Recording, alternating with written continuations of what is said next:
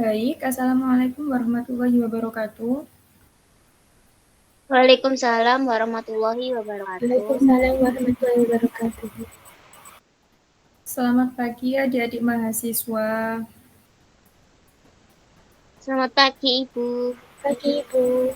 Baik, perkenalkan nama Ibu adalah Eka Murni Septiani dengan NIM akhir 067.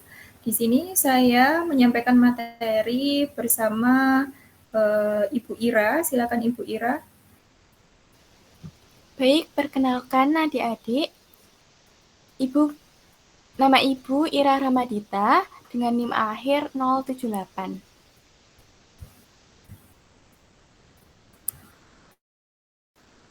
Baik, di sini saya dan Ibu Ira akan menyampaikan materi yaitu interaksi sel dengan lingkungan atau komunikasi sel. Izin untuk membagikan share screen ya untuk materinya. Jadi, kita akan membahas mengenai interaksi sel dengan lingkungan atau yang biasa disebut dengan komunikasi sel. Nah, pada bab ini kita akan menjelaskan mengenai matriks ekstraseluler dan sel Johnson. Apa itu matriks ekstraseluler? Matriks ekstraseluler merupakan komponen paling besar pada lapisan kulit normal atau dermis dan memberikan sifat yang unik pada kulit normal seperti elastisitas, daya rentang, dan kepadatannya. Nah, seperti contoh pada saat kita mencubit kulit, itu kulit terasa tertarik dan terangkat. Namun, nanti kulit itu akan kembali. Nah, ini yang disebut dengan sifat elastisitas. Kemudian, matriks ekstraseluler dapat mempengaruhi bentuk sel, kelangsungan hidup sel, perkembangbiakan sel, polaritas, dan kelakuan sel. Dan sebagian besar sel perlu melekat ke matriks ekstraseluler untuk tumbuh dan berkembang biak. Pada kehidupan, ini bisa dilakukan pada percobaan yaitu kultur jaringan sel di laboratorium. Selanjutnya yaitu penyusun matriks ekstraseluler adalah makromolekul yang meliputi rantai polisakarida ekstraseluler, misalnya glikosaminoglycans atau GAGs, yang biasanya ditemukan terhubung secara kovalen dengan protein dalam bentuk proteoglikan dan fibrous proteins yang meliputi kolagen, elastin, fibronektin, dan laminin yang memiliki fungsi struktural dan adhesif. Selanjutnya kita beralih kepada sambungan sel atau sel Johnson. Nah, apa itu sel Johnson? Sel Johnson merupakan situs hubungan yang menghubungkan banyak sel dalam jaringan dengan sel lainnya dan dengan matriks ekstraseluler. Sel Johnson merupakan suatu struktur dalam jaringan organisme multiseluler. Sel Johnson dapat diklasifikasikan ke dalam 3 grup fungsional, yaitu yang pertama, Claudine Johnson, yang memiliki fungsi untuk menempelkan sel bersama-sama dalam epitel dengan cara mencegah molekul-molekul kecil dari kebocoran satu sisi sel ke sel lainnya. Yang kedua adalah anchoring Johnson, berfungsi untuk melekatkan sel-sel dan sitoskeleton ke sel tetangga atau ke matriks ekstraseluler.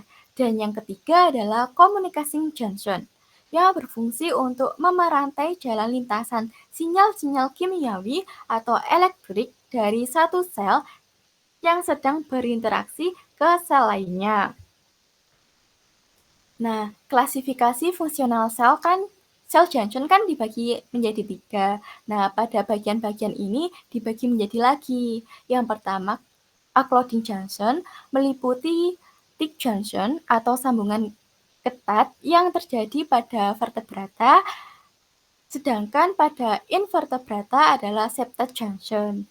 Yang kedua, anchoring Johnson, terdapat situs-situs pelekatan filamen aktin dan situs-situs pelekatan intermediate filamen.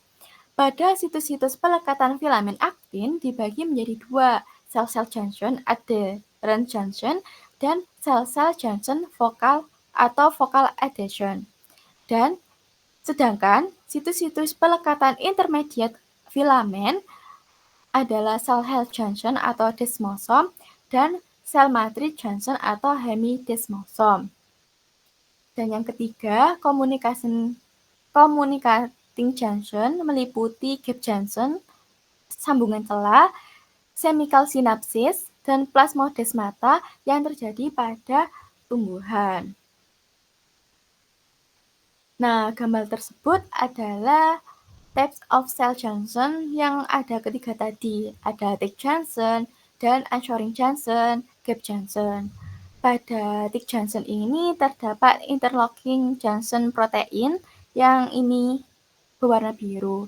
Sedangkan anchoring junction dibagi menjadi 3. Ada adhering junction, desmosom, dan hemidesmosom. Dan yang ketiga adalah gap junction. Nah, pada ketiga ini akan dijelaskan secara merinci pada slide berikutnya. Occluding junction atau thick junction. Fungsi occluding junction adalah menghubungkan sel epitel yang satu dengan sel epitel yang lain, membagi sel atas 2 domain yaitu domain apikal dan basolateral, mencegah protein membran di domain apikal bergerak ke domain basolateral, dan menyegel ruang antar 2 sel serta mencegah lalu lintas molekul di ruang antar sel. Thick junction merupakan occluding junction yang penting dalam mempertahankan perbedaan konsentrasi molekul-molekul hidrofilik kecil di seberang lembaran-lembaran sel epitel. Nah, ini adalah gambar mengenai thick junction. Di sini dia itu berada pada di bagian atas sel epitel. Dan di sini ada bagian-bagian sel yang warna biru ini adalah protein yang berfungsi untuk mengikat sel satu sama lain. Selanjutnya adalah anchoring junction. Anchoring junction menghubungkan sitoskeleton suatu sel ke sitoskeleton sel tetangganya atau ke matriks ekstraseluler. Anchoring junction tersebar luas dalam jaringan-jaringan hewan dan paling melimpah dalam sel jantung, otot, dan epidermis. Fungsi anchoring junction adalah menghubungkan sel dengan sel, menghubungkan sitoskeleton 2 sel yang berdampingan, menyatukan sel dalam satu kesatuan sel yang kokoh, dan menghubungkan sel dengan matriks ekstraseluler. Berikut adalah perbesaran mengenai gambar anchoring junction. Nah, pada anchoring junction tadi dibagi menjadi 3 jenis. Ada adhering junction, desmosom, dan hemidesmosom. Pada adhering junction ini meliputi ada linker protein atau cadherin yang berada di tengah ini berwarna orange. Ada aktin filamen yang bergaris-garis panjang ini di tepi, dan ada intercellular space. Sedangkan pada desmosom terdapat plak, intermediate filamen atau keratin yang di tepi-tepi ini panjang, ada linker protein atau cadherin yang berada di tengah berwarna biru, dan ada intercellular space. Nah, pada adhering junction dan desmosom ini terdapat perbedaan. Pada adhering itu terdiri dari aktin filamen, sedangkan pada desmosom terdiri dari intermediate filamen atau keratin. Kemudian ada hemidesmosom. Hemidesmosom ini terdiri dari linker protein atau integrin yang melekat pada bagian basal pada sel. Selanjutnya adalah gap junction. Gap junction merupakan celah sempit di antara membran 2 sel atau dinding sel sekitar 2-4 nanometer yang dihubungkan oleh channel protein. Gap junction disusul oleh connection 12 satuan protein. Connection tersusun atas 6 subunit koneksin transmembran. Komunikasi gap junction juga dapat diregulasi oleh sinyal ekstraseluler. Contohnya adalah neurotransmitter dopamin yang mengurangi neurotransmitter dopamin di antara kelas neuron dalam retina sebagai jawaban atas peningkatan intensitas cahaya. Fungsi gap junction adalah membolehkan melintasnya ion-ion dan molekul-molekul kecil yang dapat larut dalam air. Berikut adalah gambar mengenai gap junction. Jadi, gap junction ini terdapat dua sel 1 dan 2, yang dihubungkan dengan protein-protein ini. Channel protein yang berukuran 1,5 sampai 2 nanometer. Nah, koneksi ini terdapat perbedaan antara 1, 2, 3, dan 4. Di sini itu ada homotype, yang berarti adalah di sini ada 6 protein, dan ini tuh sama. Warnanya pun juga sama. Sedangkan pada homometrik heterotipik, ini yang atas berwarna hijau dan yang bawah berwarna biru. Ini sama jumlahnya ada 6 dan ini ada 6. Selanjutnya heteromeric homotype, ini atas dan bawah ini sama namun berselang-seling. Sedangkan pada heterotipik ini berselang-seling atas dan bawah. Tapi jumlahnya tetap sama 6, 6, dan 12. Selanjutnya kita masuk ke dalam komunikasi sel.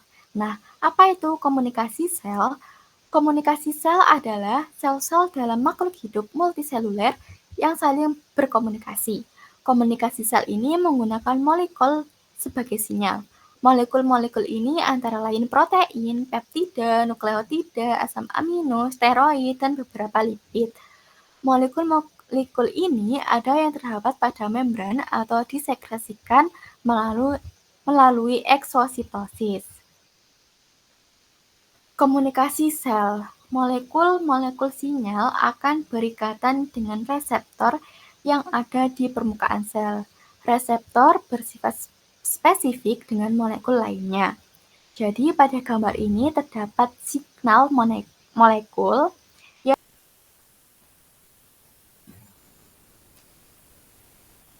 Oke, baik. Saya akan melanjutkan materi yang dijelaskan oleh Ibu Ira tadi, yaitu komunikasi sel ya. Jadi komunikasi sel ini ada 4 macam, yaitu kontak langsung, sinyal parakrin, sinyal endokrin, dan sinyal sinaptik. Oke, kita langsung saja ya, biar tidak lama-lama. Jadi yang pertama adalah komunikasi kontak langsung, yaitu apabila molekul sinyal dari satu sel langsung diterima oleh sel di sebelahnya.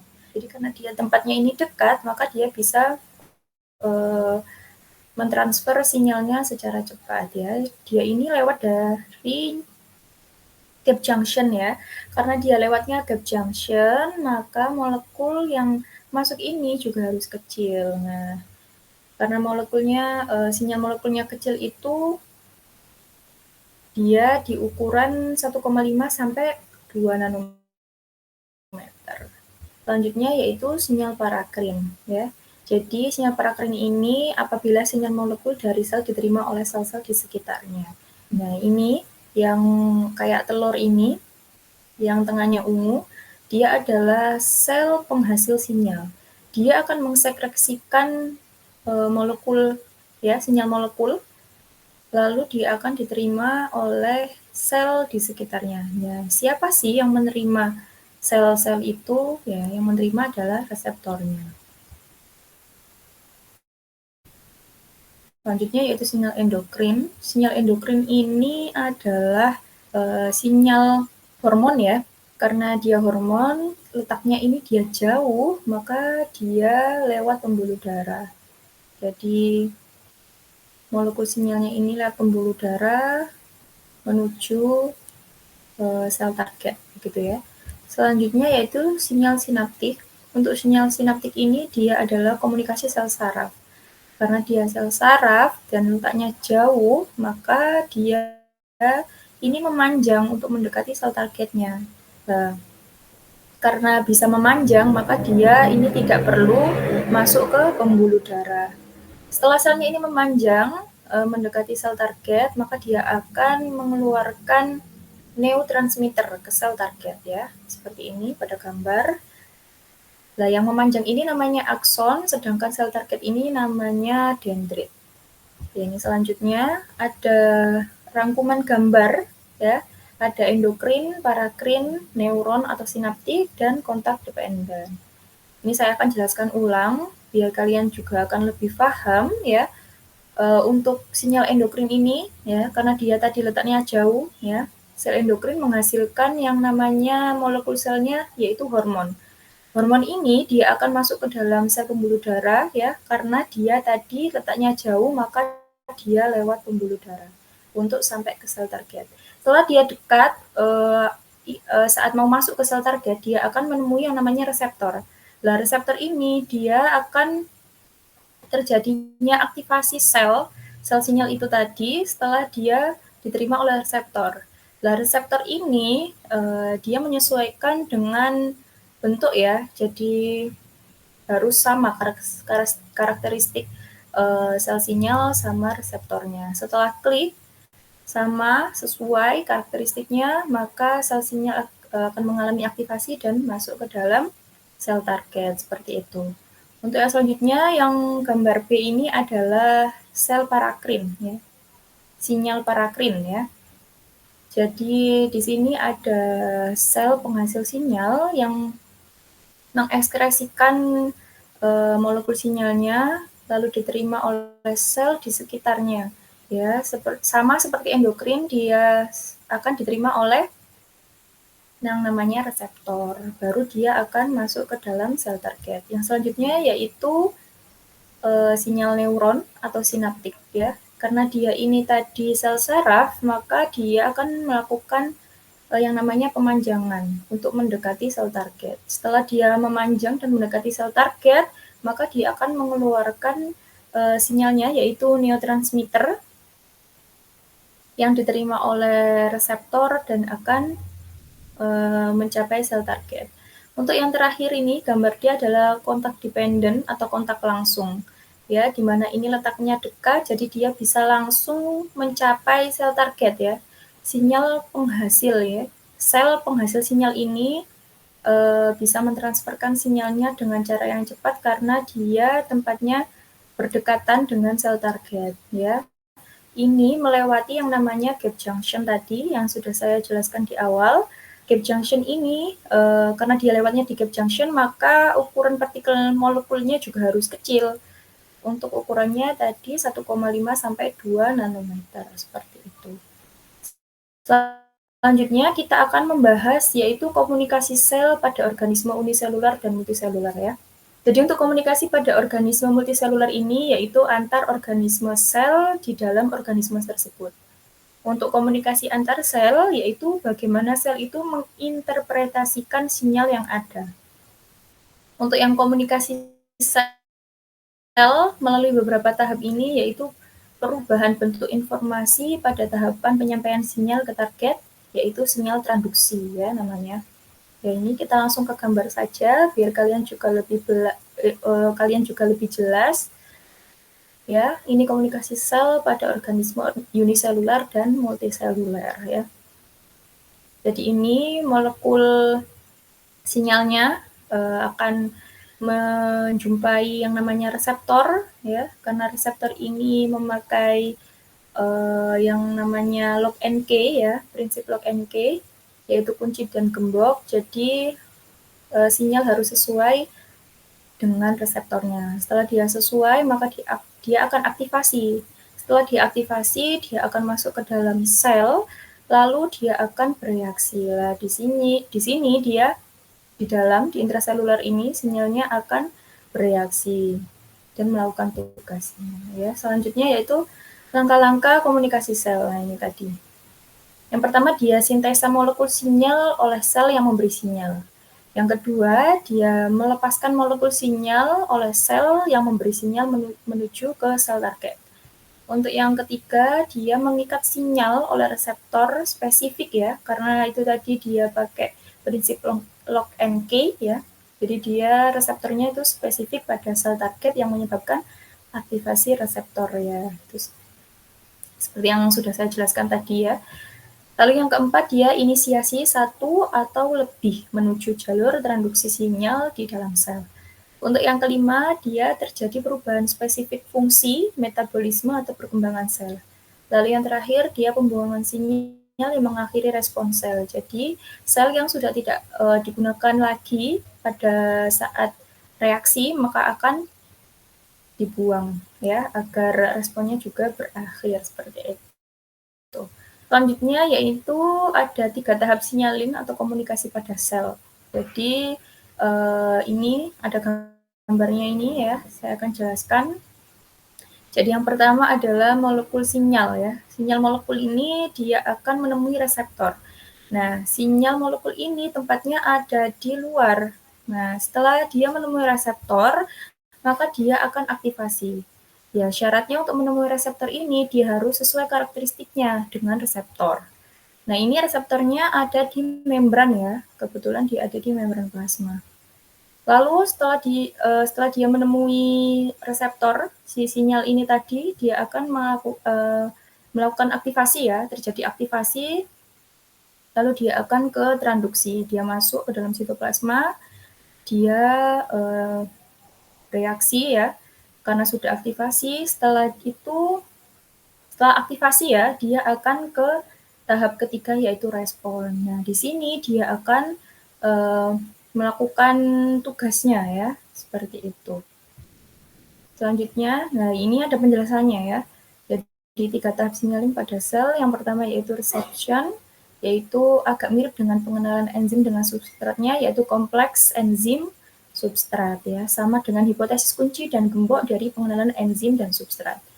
Molekul ligan atau molekul sinyal biasanya larut enzim dan substrat hanya dikenali oleh satu protein reseptor ya, berikatan dengan membran sel. Lalu yang proses kedua yaitu transduksi.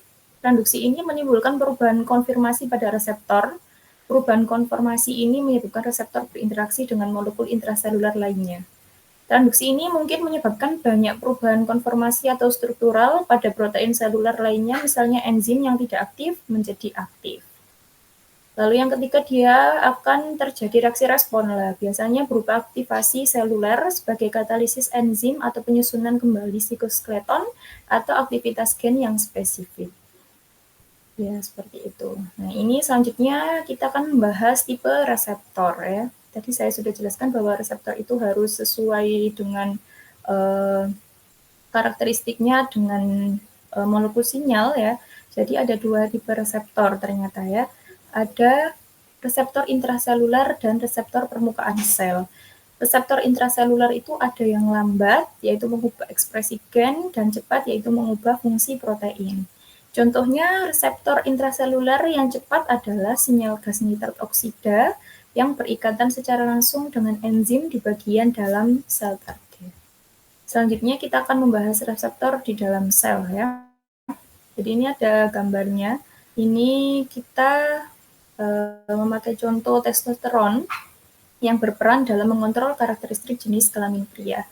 Jadi reseptor ini terdapat di dalam sitoplasma atau inti sel ya. Jadi karena dia intraseluler, maka dia ada di dalam. Lalu sinyal molekul akan terikat dengan reseptor ini. Ini akan saya jelaskan untuk gambarnya, karena kalian mungkin masih susah untuk memahami gambar gitu ya.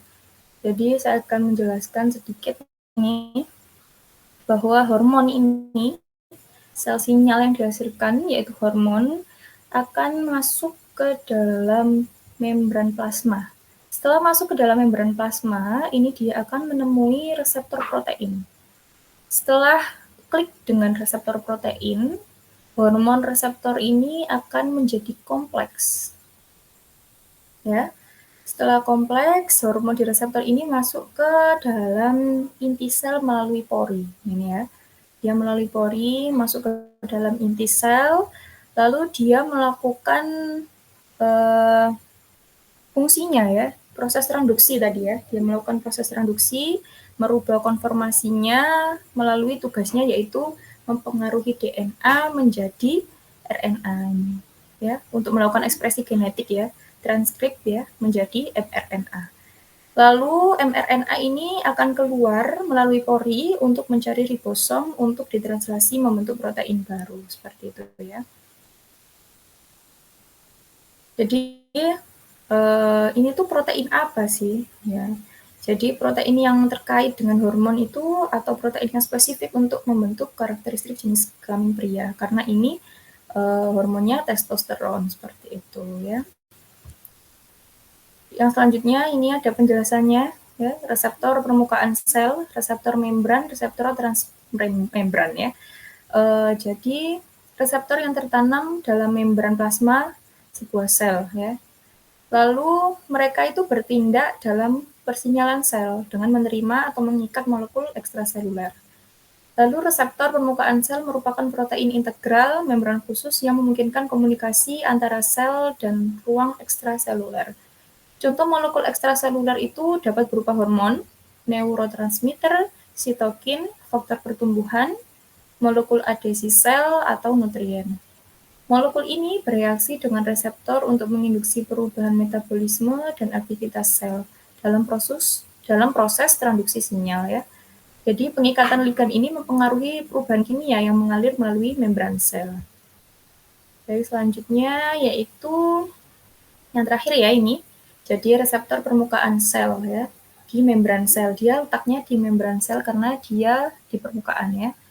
Reseptor di membran ini akan meneruskan sinyal dari luar sel ke dalam sel dengan cara mengubah bentuknya.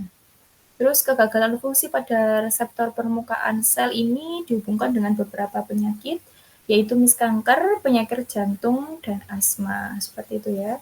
Jadi perkuliahan pada pertemuan ini saya rasa cukup dari saya. Baik, setelah kita mempelajari materi hari ini, apakah adik-adik mahasiswa ada yang mau bertanya atau masih bingung terkait materi hari ini?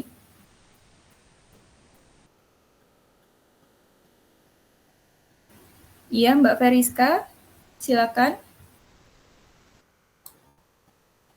Izin bertanya tentang mengapa penting bagi sel untuk memiliki sistem signaling yang spesifik dan teratur. Terima kasih. Baik, tadi kan sudah dijelaskan ya terkait materinya. Apakah ada yang mau bantu Ibu menjawab?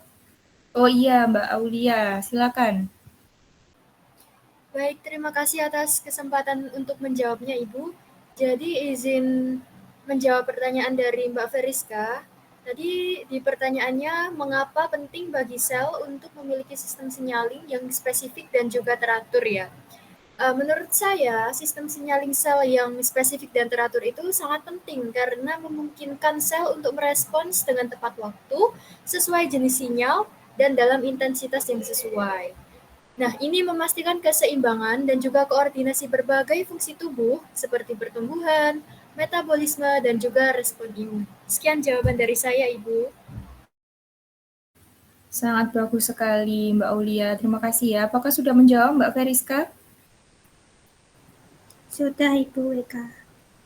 Izin menambahkan sedikit ya, jadi memang sangat betul sekali. Sistem signaling sel itu sangat penting, karena jika proses signaling ini terganggu, maka akan bisa menyebabkan penyakit. Lah, penyakit ini ada bisa diabetes maupun gangguan syaraf, seperti itu ya. Baik, apakah ada yang ingin bertanya lagi? Baik, Mbak Dina, dipersilakan. Baik, Ibu, terima kasih. Saya izin bertanya, berdasarkan tipe cell junction kan ada 3, yaitu tight junction, unsoring junction, dan gap junction. Apakah ada contoh yang spesifik dalam penerapannya dalam sel? Terima kasih, Ibu. Baik, pertanyaan yang sangat bagus. Untuk adik-adik mahasiswa, apa bisa membantu dalam menjawab pertanyaan dari Mbak Dina dari materi yang Ibu sampaikan? Baik, Mbak Mila, silakan.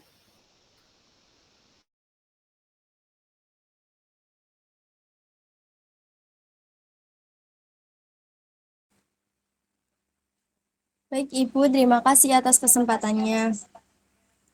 Menurut pendapat saya, Berdasarkan tipe sel junction kan ada 3.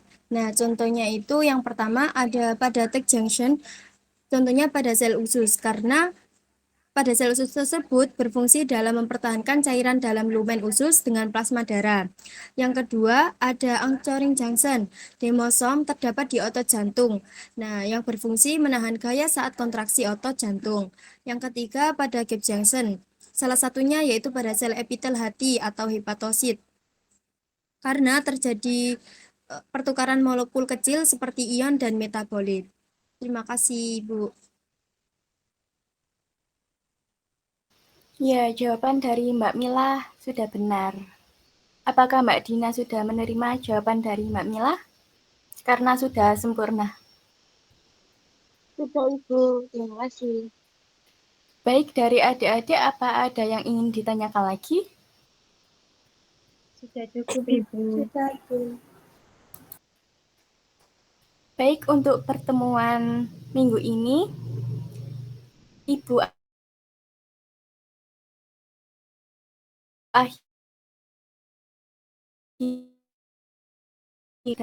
Waalaikumsalam warahmatullahi Waalaikumsalam warahmatullahi wabarakatuh. Terima kasih, Ibu.